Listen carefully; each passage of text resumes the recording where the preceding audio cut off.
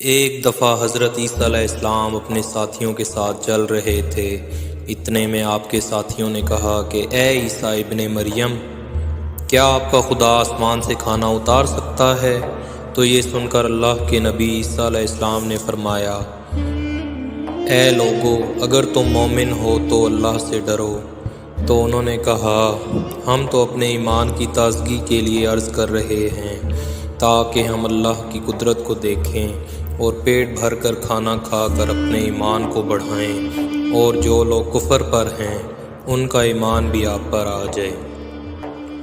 بس یہ سن کر اللہ کے نبی عیسیٰ علیہ السلام نے ہاتھ بلند کر کے اللہ کے دربار میں دعا کی کہ اے اللہ، ہمارے لیے آسمان سے دسترخوان اتار تاکہ ہمارے اور آنے والے لوگوں کے لیے یہ نشانی عید بن جائے۔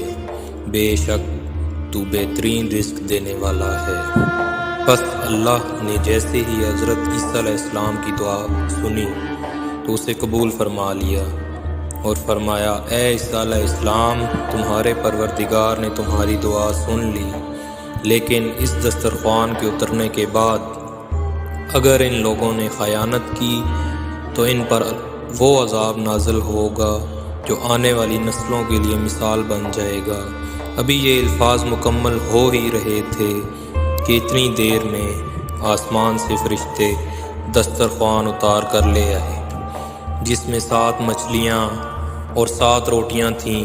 بعض روایتوں میں ہے کہ آسمان سے مچھلی اور گوشت اترا، اور کچھ روایات میں کہ ایک بڑی مچھلی خوب پکی ہوئی اور قسم قسم کی سبزیاں اور روٹیاں دسترخوان پر موجود تھیں، اور ایک روٹی پر روغن زیتون اور ایک پر شہد، ایک پر گھی، ایک پر پنیر اور ایک پر گوشت کی بوٹیاں تھیں۔ بس جیسے ہی حضرت عیسیٰ علیہ السلام کے حواریوں نے نورانی دسترخوان کو دیکھا تو ان میں سے ایک، جس کا نام شمعون تھا، وہ اپنی قوم کا سردار تھا، کہنے لگا کہ اے روح اللہ، کیا یہ دسترخوان دنیاوی کھانوں میں سے ہے یا آسمانی کھانوں میں سے؟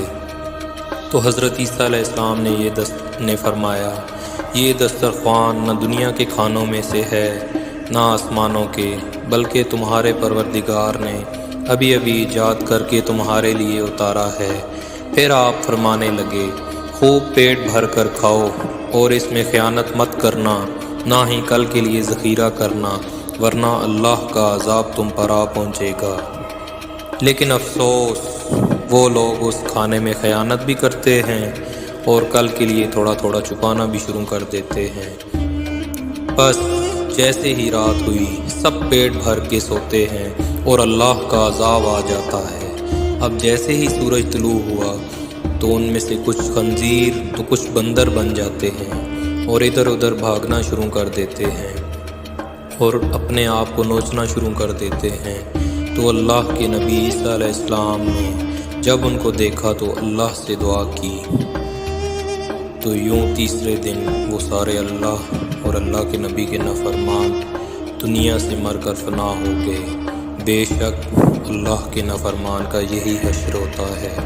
اللہ پاک نے اس واقعہ کو اپنی کتاب قرآن مجید کی سورہ مائدہ میں محفوظ کر دیا، اس لیے اس سورت کو مائدہ یعنی دسترخوان کہتے ہیں۔ اے اللہ، ہمیں اپنے فرمانبردار بندوں میں شامل فرما اور ہمارے اوپر اپنا رحم فرما، آمین۔